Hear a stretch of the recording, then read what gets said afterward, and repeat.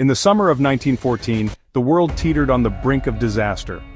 What followed was not just another war, it was a total war, fought in the mud, on the seas, and in the skies. Known then as the Great War, it would later be called World War I. Hopes that it would end all wars were quickly shattered. The conflict redrew borders and left scars that still shape our world.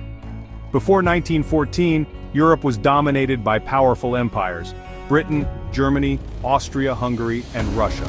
These rivals built massive armies and navies, forming alliances that made war almost inevitable. When one domino fell, the rest followed. The war unleashed destruction on a scale never seen before. Machine guns, artillery, and poison gas changed everything. Millions marched off expecting adventure, but found only trenches, mud, and terror.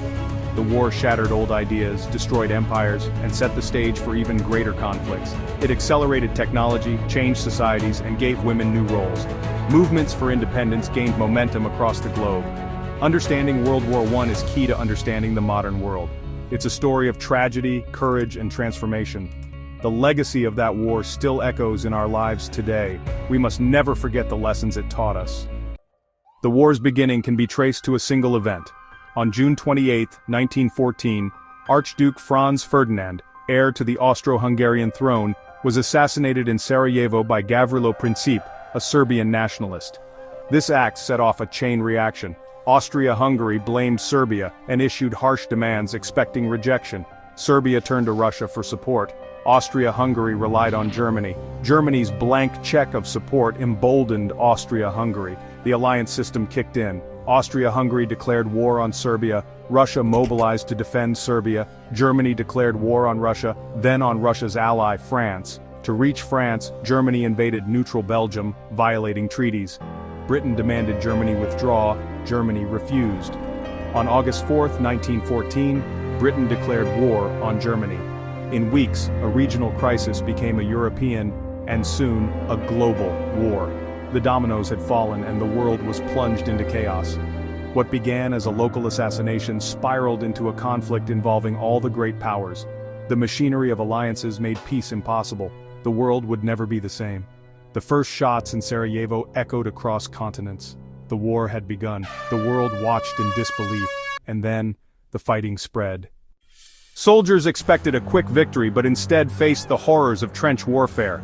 The Western Front became a maze of muddy trenches stretching hundreds of miles. For 4 years the front barely moved. Life in the trenches was misery, waterlogged, rat-infested, and dangerous. Disease, hunger, and constant shellfire wore men down. Machine guns and artillery made attacks deadly. Poison gas added new terror. Tanks and new weapons tried to break the stalemate, but at a terrible cost. Battles like the Somme and Verdun saw unimaginable casualties. Soldiers charged into no man's land, often never to return. The war became a brutal contest of attrition. Each side tried to outlast the other, no matter the human cost. The trenches became a symbol of suffering and endurance. The nightmare seemed endless. World War I was truly global. European empires drew on their colonies for soldiers and resources. Indian, African, Canadian, Australian troops fought far from home. At sea, Britain's navy blockaded Germany, while German U-boats hunted Allied ships. Unrestricted submarine warfare turned the Atlantic into a graveyard. The sinking of the Lusitania, with American lives lost, shocked the world. The war spread to the Middle East, Africa, and Asia. The Ottoman Empire collapsed under Allied attacks. Japan seized German territories in Asia and the Pacific. The conflict's reach showed how interconnected the world had become. No corner of the globe was untouched. The United States tried to stay neutral, but events drew it in.